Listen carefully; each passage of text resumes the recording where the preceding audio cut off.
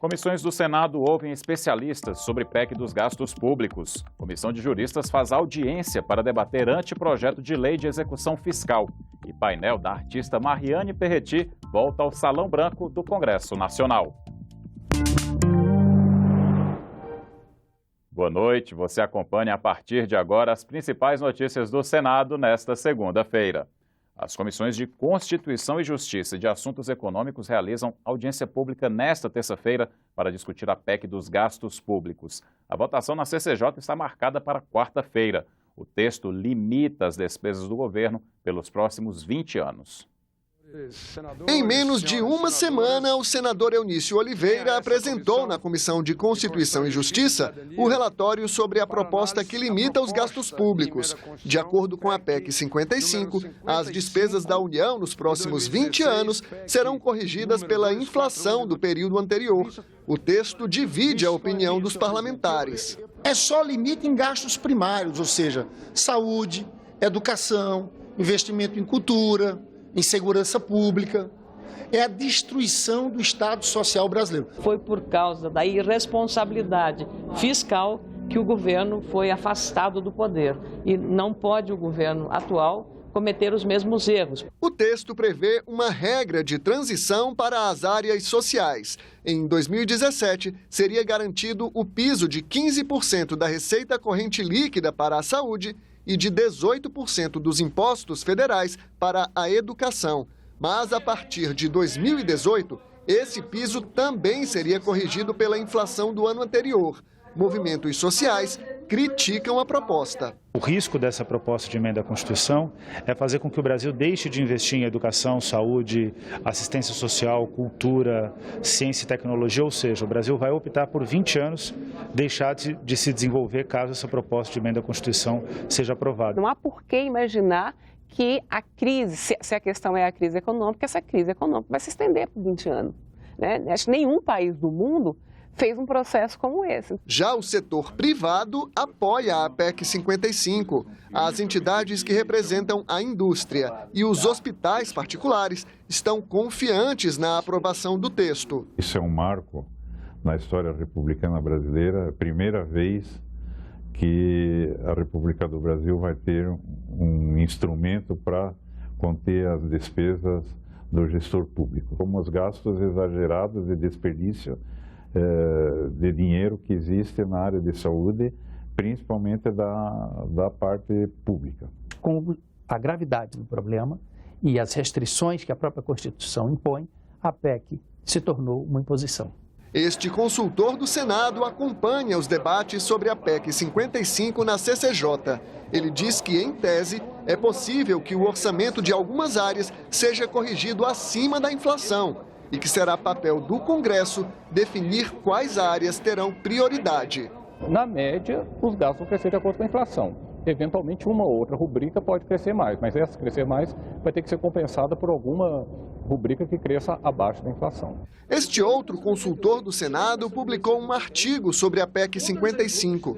Para ele, a proposta é inconstitucional porque ameaça direitos fundamentais do cidadão. Porque aí há uma mitigação do direito social à educação, saúde e assistência social, né? Mitigação essa em direitos que dizem com a dignidade da pessoa. Né? Então não é legítimo, não é justo, né? Não é razoável que os segmentos mais afetados sejam aqueles que precisam de saúde pública, de educação pública, que sejam remunerados por salário mínimo, que tenham os benefícios previdenciários corrigidos pelo salário mínimo. A PEC 55 só vale para as chamadas despesas primárias. Ficam fora do teto os repasses da União para estados e municípios, o dinheiro para atender calamidades públicas e o orçamento das eleições. O governo também fica livre para pagar os juros da dívida pública, sem limite de gastos. Então, para as áreas sociais, teto, congelamento, né? Redução drástica de recursos. Para os juros, não tem teto nenhum, pelo contrário. É uma falácia a acusação de alguns setores da oposição ao governo Temer de que trata-se de uma proposta que vai retirar recursos da educação e da saúde. Para a oposição, o assunto é tão importante que a população deveria dar a palavra final sobre a PEC 55. A senadora Gleice Hoffmann apresentou uma emenda propondo um referendo, caso o texto seja aprovado. Nós vamos estar gastando em 2036 menos do que nós gastávamos em 2004, com uma população maior, com demanda maior da população.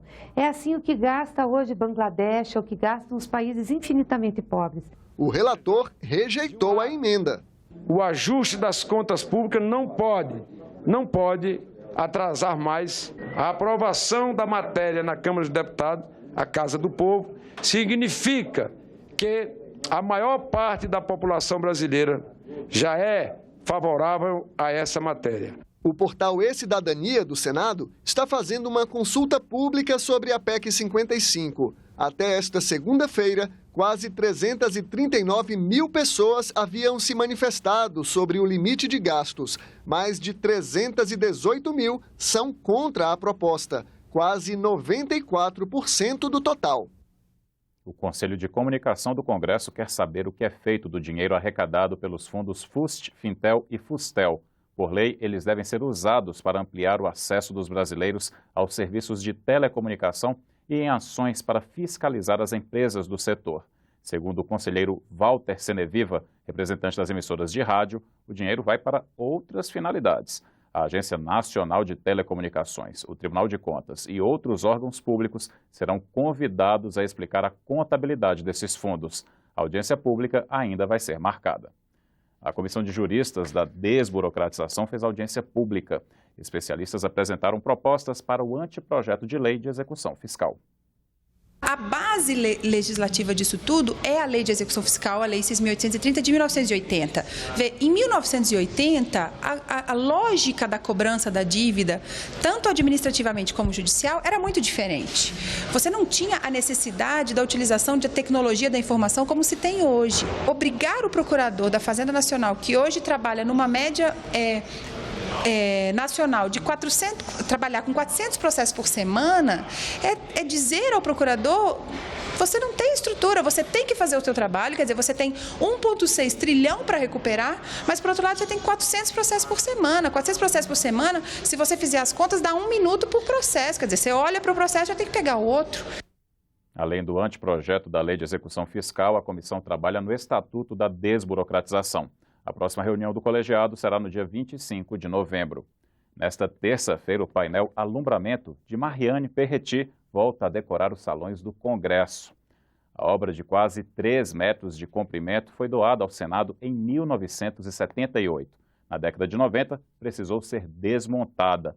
Agora, depois de passar por uma restauração, o painel está instalado no Salão Branco, uma das principais entradas de parlamentares e visitantes. A artista francesa foi a única mulher da equipe de Oscar Niemeyer na construção de Brasília. Confira mais detalhes do painel nesta matéria da Agência Senado.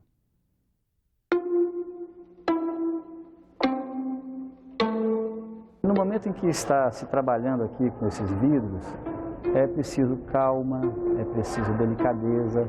São mais de 200 peças extremamente frágeis, que foram cortadas milimetricamente para cada espaço que compõe esse vitral. Então tudo aqui está sendo feito com calma, com delicadeza, com precisão.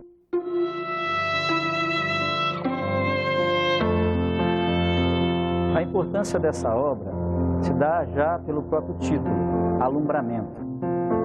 É uma obra que inspira o público a se iluminar, a ir ao devaneio, porque é uma obra que tem uma técnica muito especial no vitral, que cria uma tridimensionalidade. E isso é uma inovação técnica da artista.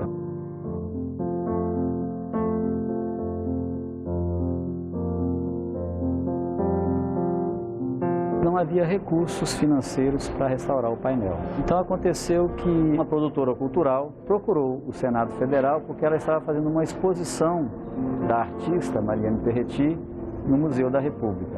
E eles precisavam de uma peça original para poder demonstrar na exposição. Então ela fez um acordo com o Senado, no qual ela se comprometeu a restaurar a obra, expô-la no Museu Nacional e, após a exposição, devolvê-la ao Senado Federal e instalá-la no local apropriado, que é o que está acontecendo nesse momento. Para essa obra ser adaptada ao excesso de luminosidade que há no Salão Branco do Congresso Nacional, foram feitas algumas mudanças técnicas. A gente trocou toda a iluminação por uma iluminação amarela, um pouco mais branda, e as lâmpadas também que iluminam o vitral foram adaptadas para essa nova realidade.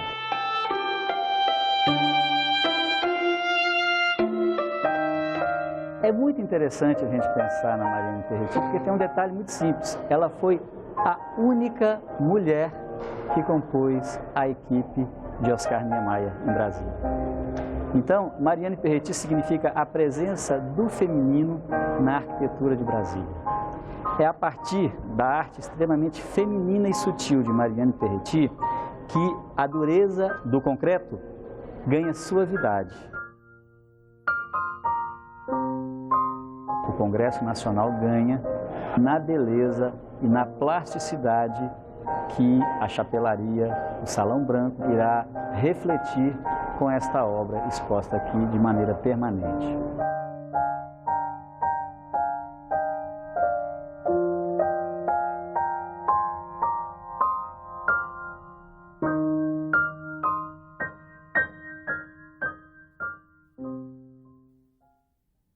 Você terá outras notícias a qualquer momento na nossa programação e também na página da TV Senado na internet. Obrigado pela companhia, boa noite e até amanhã.